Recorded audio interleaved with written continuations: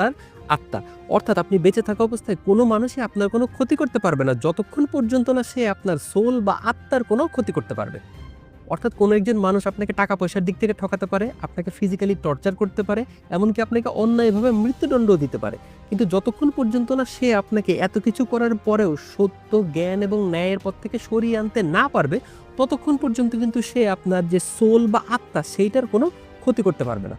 তাই কোনো মানুষ বা কোনো জিনিস যদি আপনাকে আপনার ভার্চুয়াস লাইফ থেকে সরিয়ে আনতে পারে, অর্থাৎ আপনাকে যদি আপনার সত্য, ন্যায় এবং জ্ঞানের পথ থেকে সরিয়ে আনতে পারে, তাহলেই কিন্তু আপনার আত্মা বা সোল কুলুষিত হয়ে যাবে এবং সেটাই হচ্ছে আপনার প্রকৃত ক্ষতি। সক্রেটিসের মতে সোল বা আত্মা যেহেতু ইমমর্টাল, তাই সোলকে প্রোটেক্ট করা এবং ইমপ্রুভ করা অনেক বেশি গুরুত্বপূর্ণ। তাই একদম শেষে সক্রেটিস সবাইকে উদ্দেশ্য করে বলে, তোমরা যারা আমার বিরুদ্ধে অভিযোগ করেছো অথবা যারা আমার বিপক্ষে ভোট দিয়েছো, তাদের উপরে আমার কোনো রাগ নাই, কারণ তোমরা আমার কোনো ক্ষতি করতে পারো নাই। অর্থাৎ তারা সবাই মিলে তাকে মৃত্যুদণ্ড দিলেও যেহেতু তারা তাকে ন্যায় বা সত্যের পথ থেকে সরিয়ে আনতে পারে নাই, সুতরাং তারা তার সোল বা আত্মার কোনো ক্ষতি করতে পারে নাই।